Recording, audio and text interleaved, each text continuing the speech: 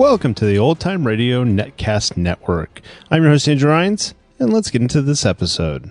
This episode is going to be Escape. Original air date is March 12th, 1949, and the title is He Who Rides the Tiger. Let's get into it, and thanks for listening. You are lying helpless in a rude hut in the deep interior of China, not knowing how you got there or why. And before you, you see the face of a beautiful girl and the hard, ruthless figure of a guerrilla chieftain. And you know that in this room there is danger for you, perhaps death.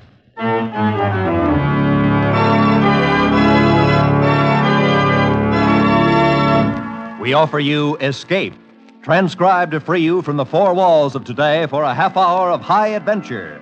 Today we escape to China and the story of a man who lost his memory and almost his life, as James Norman told it in his fascinating story, He Who Rides the Tiger.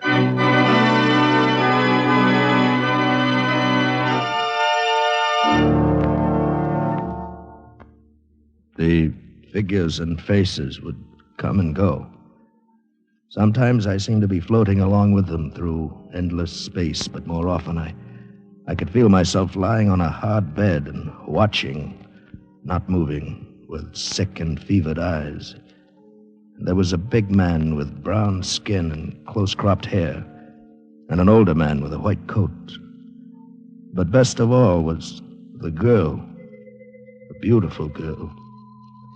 Usually her face would dissolve into a great lotus flower that would hang for a moment in the air and then float slowly beyond reach of my thoughts and disappear.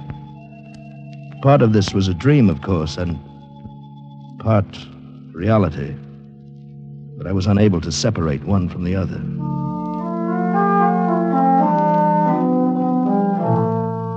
How long it went on, it's impossible for me to say. I had no sense of the passage of time. One morning, though, I opened my eyes and looked at the bare walls of the room. The white-haired man sitting by my cot, the other man sitting a few feet away smoking a cigarette. And then I knew that the dreams had gone away and would not come back. This was reality. Feeling better? Can you hear me? Understand me? Huh? Yes. Yes, of course. Good. Glad you're finally coming out of it. You've been a very sick man, you know. Where am I? Fenyang Mission Hospital. We're about 600 miles south of Beiping. That's impossible. How did I get here? I walked in. Dropped unconscious in the courtyard, burning up with fever and suffering from malnutrition. Malnutrition? But I ate lunch yesterday in Beiping. I'm afraid I'll have to contradict you. You've been here for 2 months. I don't understand. Doctor, I wonder if I could ask your patient a question. Oh, yes, of course. It's simply this. What is your name? It's Armour. David Armour. Ah, yes. So you told us while you were delirious, but we could not be sure. And your business in Beiping, Mr. Armour? I'm a member of the International Committee on Chinese Art Treasures. We've been investigating the policy of the advancing Japanese armies toward protecting and preserving art objects in newly conquered territories. I see. And yesterday, you ate lunch in Beiping? Yes, at the Wagenli Hotel. I dropped my wife off at the... Adrian, where is she? Where's my wife? Mrs. Armour is in San Francisco at present. San Francisco? Well, why should...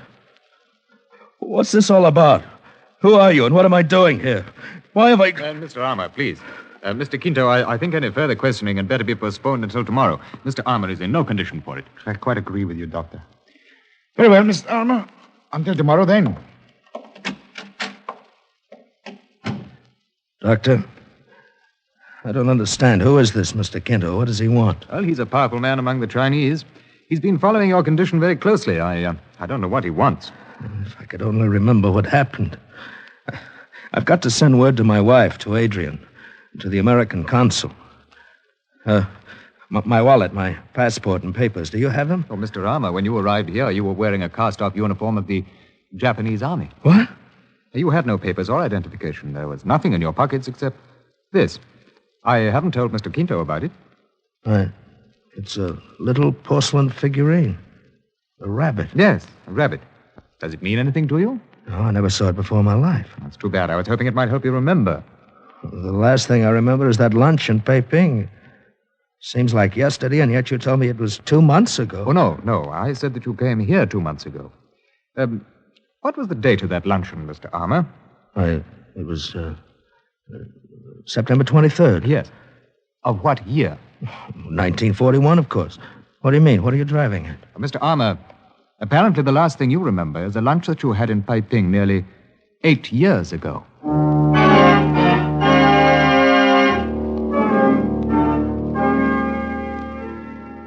I understand the doctor has brought you more or less up to date, Mr. Armour. Well, in a general way, yes. He told me about Pearl Harbor and the war, and finally the Japanese surrender, the revolution in China, and so on.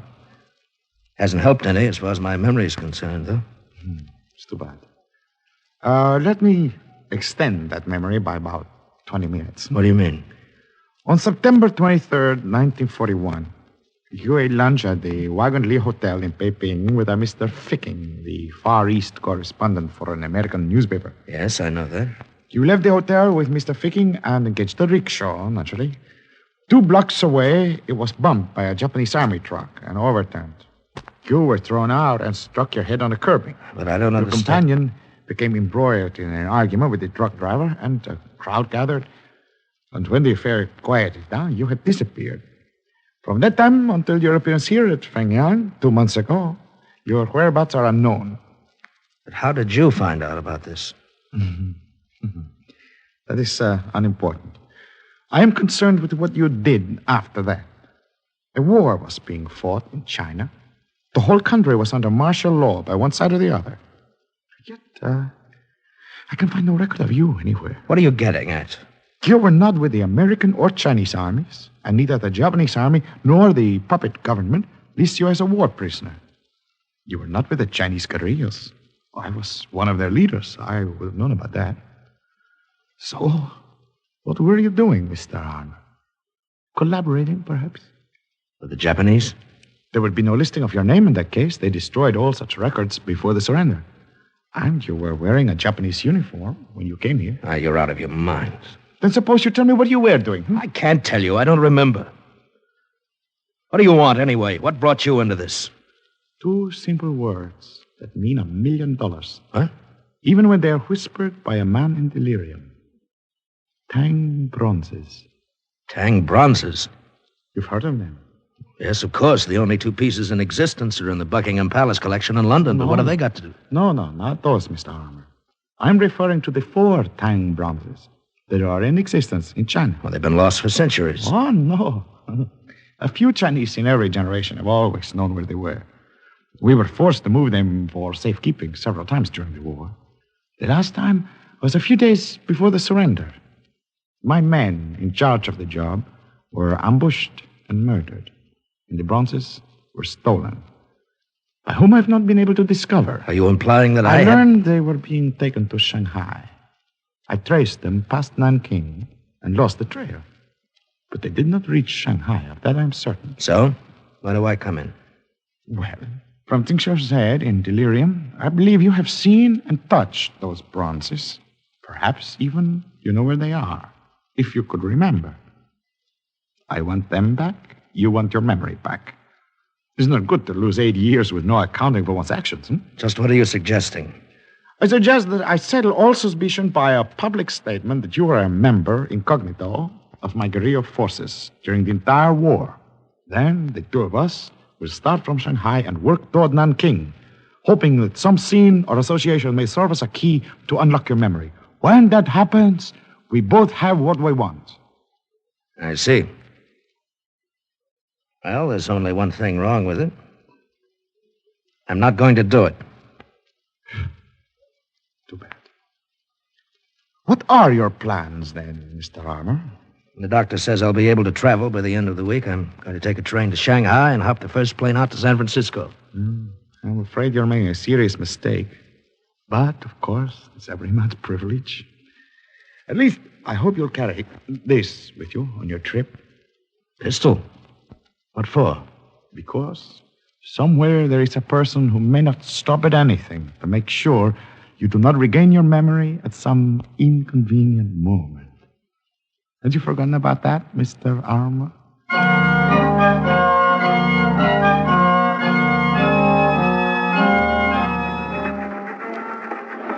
Most of the long train trip to Shanghai was uneventful. I still carried the gun, mostly because I didn't know what else to do with it. But I had only one idea in mind, to get home to San Francisco and to Adrian just as soon as possible. At Nanking, the papers that came on board were carrying the story of my wartime association with Kinto's guerrilla forces. Apparently, he'd gone ahead on his own with that part of his plan. From Nanking on, I could hear the other passengers discussing me amongst themselves. And when some 50 miles out of Shanghai, a fat, smiling little Chinese merchant named Mr. Chen sat down in my compartment, began to chatter away about my heroism. It's most remarkable, Mr. Armour, most amazing, that one who served our country in such a glorious way is not able to remember a single one of illustrious exploits. Well, as I told you, Mr. Chen, I was injured nearly 8 years ago. I've been suffering from amnesia. It was only last week that my memory came back to me. Oh, yes, it's too shame. And nothing, not one single hour of 8 years can be remembered. No? All that I know is what Mr. Kinto tells me. It's true. Whatever Mr. Kinto say is muchly important man, very great leader, a very powerful fighter. Yes, he is. You know where is Mr. Kinto now? No, he left Gangfang 3 days ago. I think he went to Beiping. Oh, yes. And your honorable intention, Mr. Armour, they are what?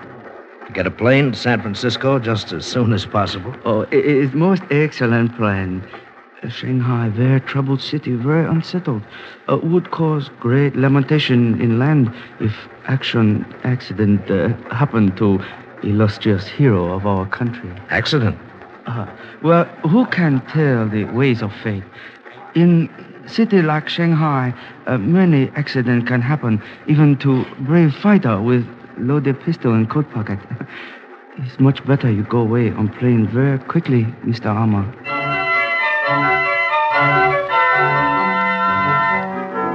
In Shanghai, I took a taxi to the Cathay Hotel. When I started to check in, I got the first of several surprises. The clerk told me that I had a room already reserved and paid for, by whom he didn't know. At any rate, it was a nice room, one of the best in the house. Picked up the telephone, called the American consul. Then I started the hotel clerk working on an airline reservation. Set my clothes out to be clean, climbed into a shower. And by the time I'd finished, a boy knocked on my door with an envelope. I opened it, took out the note. Humble token of appreciation for illustrious wartime services, Mr. Chen. Attached to the note was a plane ticket to San Francisco and a seat reservation for noon the next day. I should have expected the second note delivered 15 minutes later, but I didn't. It read, "Please do me the honor of joining me in the American bar downstairs at your convenience. Signed, Kinto." But of course it was I who reserved the room, Mr. Armour. I knew you were planning to stay here at the Cathay, and I was only too happy to assist you with a small favor. It won't do you any good, Mr. Kinto. I told you in Fengyang I'm going home right away. Hasty decisions are often reconsidered. Anyway, I think you may have helped some already. Oh? In what way? You were approached on the train by Mr. Chen, who urged you, if I am correctly informed, to leave Shanghai at once. He did more than that. He arranged for a reservation on tomorrow's plane. Well, Mr. Chen becomes more interesting by the minute. And did you know that he also arranged to have you followed from the railroad station? I don't care. I'm not interested in your game, his game, if he has one, or anybody else's. I'm flying to San Francisco tomorrow. What a pity. And without knowing a thing about a period of your life that covers nearly 8 years. Yeah, whatever it was, it's over and done. What's wrong, Mr. Armour? That girl who just came in. The one who walked past our table. Oh, yes. What about her? Do you know her? I only wish I did. She's beautiful, isn't she? Can you find out who she is? Of course. Although for a man so anxiously hurrying home to his wife, it's... oh, well. Waiter! I sat there with my mind spinning madly while the waiter took the folded bill Kinto handed him and went over to ask discreet questions. I was certain the girl had looked at me strangely as she passed the table. Even now, she glanced back from the bar before moving on through the room and out the door. To the best of my knowledge, I'd never seen her before in my life. And yet, the face I'd dreamed of so often in my delirium had been the face of this girl. Mr. Lady live here on hotel. Is known by name Etoile. Etoile, huh? Ah. All right. Thank you, boy. Voilà. Was she, by any chance, who you thought she was? No, I was wrong. I mistook her for someone else entirely. I see. Merely a case of mistaken identity, Yes. That's very interesting. In view of this note, What? the waiter slipped this into my hand when he came back. It's addressed to Mr. Armour, so it isn't mine. But I don't... Why not open it and read it? Now, I, for one, am quite interested in finding out what a complete stranger has to say to you. While Kento stared at me thoughtfully through the smoke from his cigarette, I unfolded the paper and read the hastily written lines. And then crumpled it and thrust it into my pocket without showing it to him. The words danced in my brain. My dearest David, why would you not speak to me when I came to your table? Have you forgotten me? Do the 6 years we spent together mean nothing to you? Please come to me at once. As always, your adoring wife, Etoile.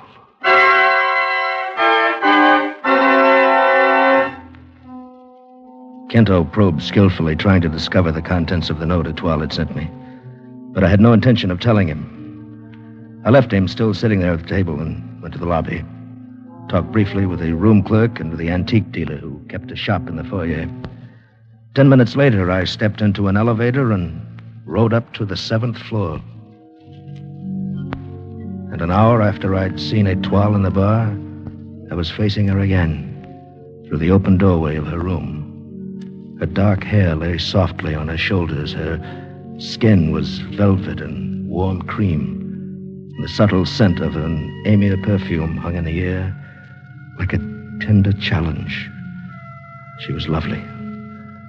She was supposed to be my wife. And I couldn't remember her. David, my darling, won't you please come in? Thank you. I suppose you're Etoile? Well, of course, David. And you did send me a note downstairs in the bar. But who else, my dear? Oh, it's the old trouble again, isn't it? Trouble? The sickness of forgetfulness, my doctor called it. So often you suffered from it at Suchow, weeks at a time. Suchow? Don't you remember Willow House, the beautiful estate that Uncle Liu gave us when we were... Oh, that's why you did not speak to me in the bar. You've forgotten all of it. Even me. Yes, I'm afraid you'll have to bear with me, Etoile. I don't mean to hurt you, Oh, it but... doesn't matter, my darling. I understand. I've been so terribly worried since you ran away from Suchow 4 months ago. But now we're back together and everything is all right again. Etoile, tell me, when was it we were married? In the month of December 1941. See, I carry the paper with me always. Yes. We were married in the Chinese manner by Uncle Wang. And then Uncle Liu gave us Willow House. And we lived there all through the war? Well, why weren't we bothered? I mean, by the Japanese? Uncle Wang was very important in the puppet government. He was mayor of Suchow before the guerrillas shot him. I see. Why not come with me to Suchow tomorrow, David? Perhaps when you see Willow House again, you'll remember. All right. Suppose we leave around noon. Anytime you say. Good, then I'll arrange to hire a car. There is one thing, David. I think it is better you know now instead of remembering later. Oh? What's that? Your job during the war. Uncle Wang arranged it for you. Well? You translated captured American documents for the Japanese army. Oh, great. You didn't realize what you were doing, and we had to live. I'm sorry, Etoile. I'd better get out of here. I'll call for you tomorrow. David, even though you can't remember me yet as your wife, could you not at least kiss me goodnight? Well,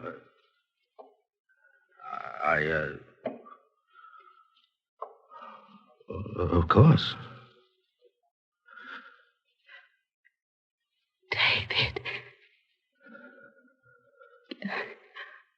Until noon tomorrow, darling.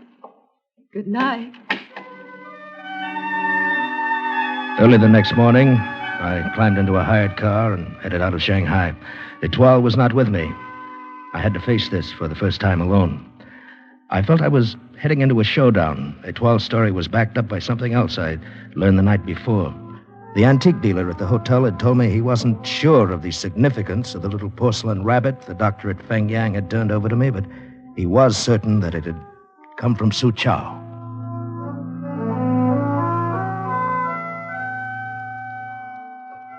A servant let me into the Willow House, and he left me alone in a large room furnished sparsely in the Chinese manner. I wandered about idly, still finding nothing that said to me, "You've been here before," until suddenly I came face to face with a crude poster looking very much out of place against the dainty lacquer screen. It was an offer of reward issued by the Japanese army during the war. The photograph on the poster was blurred beyond all likeness, but the wording was clear enough. $50,000, dead or alive, for the guerrilla general Jimenez Quinto. It makes rather an interesting souvenir, don't you think so, Mr. Arm? No, do not draw the gun, you're covered, as they say. Well, welcome to my humble abode, Mr. Quinto, or is it the other way around? Neither, as a matter of fact. Willow House was an undercover guerrilla headquarters in this area during the war. And this whole business of being married and so on was another of your ideas? Is that right? I'm afraid so, Mr. Armour. Etoile is a very capable operator. A guerrilla colonel, as a matter of fact. You were never married to her. Come on in, Louis. All right, you've fooled me into coming up here to Suzhou, but what good's it going to do? Can't tell you any more now than I could have in Shanghai. Perhaps not, but my little scheme also involves a certain Mr. Chen. If he has not followed you here already, I believe he will do so soon. Then you're putting your money on Chen as the man who stole the Tang bronzes. Is that it? His insistence that you leave China seems to me suspicious. I intend to question him. Couldn't you have done it in Shanghai? Not with his greater freedom. My questioning is always thorough. Well, that's your business. As far as I'm concerned, I'm heading back to Shanghai right now. I'm afraid that's impossible. Etoile has already taken the liberty of paying off your chauffeurs. Etoile? She rode up here with you under a blanket in the back seat. She's quite resourceful. Now, look here. If you think for 1 minute... Please, Mr. Armour. There is an old Chinese proverb which says, "He who rides the tiger finds it easier to get on than to get off." Louis, I think you'd better get the gun from our hot-headed friend. A most excellent suggestion. Is in this pocket, I believe. Ah, yes. Thank you, Mr. Armour. And look, General Quinto. He has been collecting souvenirs. One of the little porcelain rabbits, huh? Etoile didn't tell me you had stopped in Suzhou to go shopping. I didn't. Had that figurine with me when I stumbled into Fengyang Mission. What? The doctor gave it back to me. Why did you not tell me? These little figurines come from a temple right here in Suzhou. They're given out to pilgrims during the annual festival. Mr. Armour, does the name Mei Ren Pagoda, Temple of the Moon, mean anything to you? Mei Ren? Temple of the Moon? Hey, wait. Yes, it's coming back to me. And Mr. Chen, too. And the Tang bronzes. I remember now, Quinto. I can remember.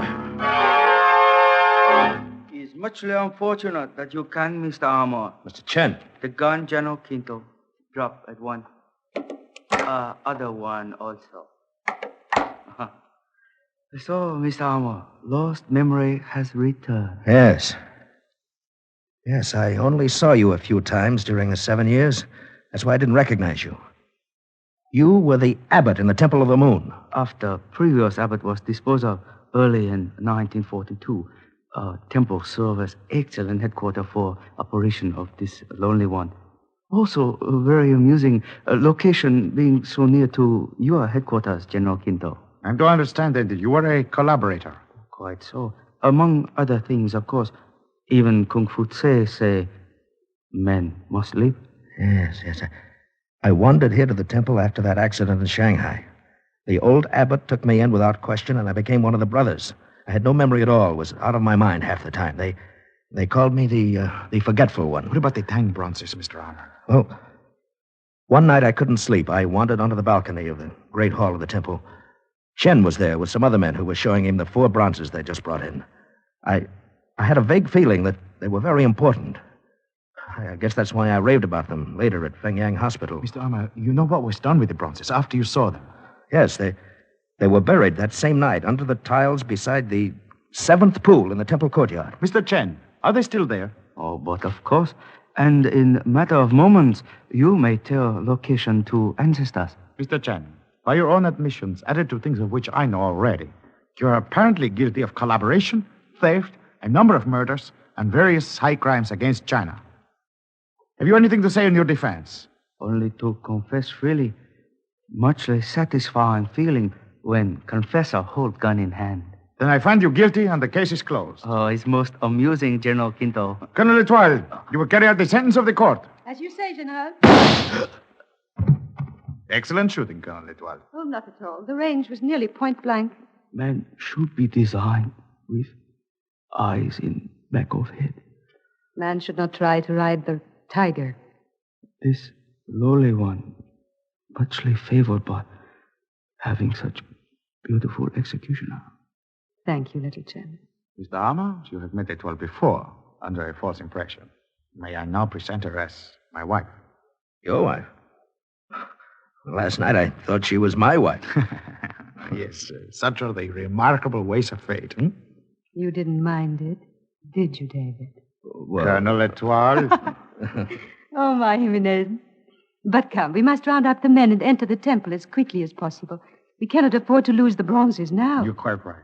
Yui, take care of the late lamented Mr. Chen. Come, Etoile. You have served well, Mr. Armour. My advice to you now, go to San Francisco at once. To your wife. Your own wife. Adios. Come and see us, David, when we are the rulers of China. Au revoir.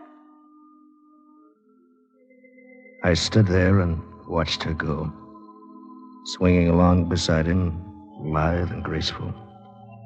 And a sudden, sharp feeling of loneliness came over me. Then the moment passed, and I smiled to myself. She was only a part of all this, these stirring and exciting events. Nothing more. In San Francisco, the wife whom I loved was waiting for me. And Adrian, too, was a very beautiful woman.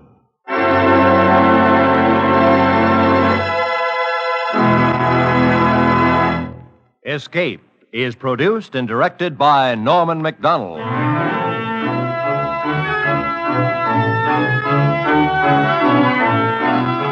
Today we have presented transcribed He Who Rides the Tiger by James Norman, adapted for radio by Les Crutchfield, with editorial supervision by John Dunkel. Starred as David Armour was Bill Conrad, with Barry Kroeger as General Quinto. Featured in the cast were Maria Palmer, Jack Kruschen, Ben Wright, and Edgar Barrier.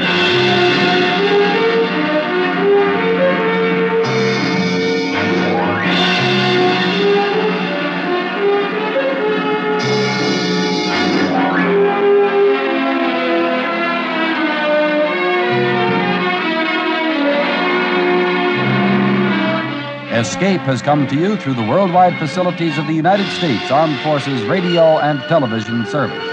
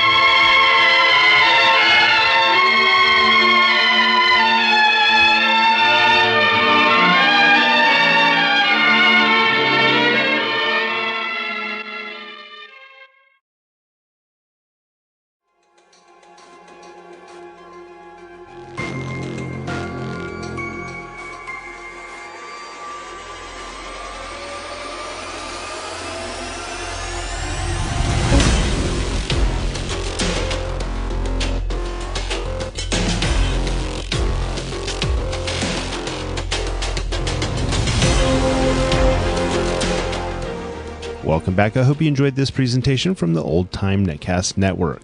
For more great shows, go to otnetcast.com. Don't forget to like and rate this episode in your favorite podcatching client. Follow this show on Facebook by going to otnetcast.com/Facebook. This episode is covered under the Attribution Non-Commercial ShareAlike copyright. For more information, go to otnetcast.com/copyright. Thanks again for listening, and I hope you have a great day.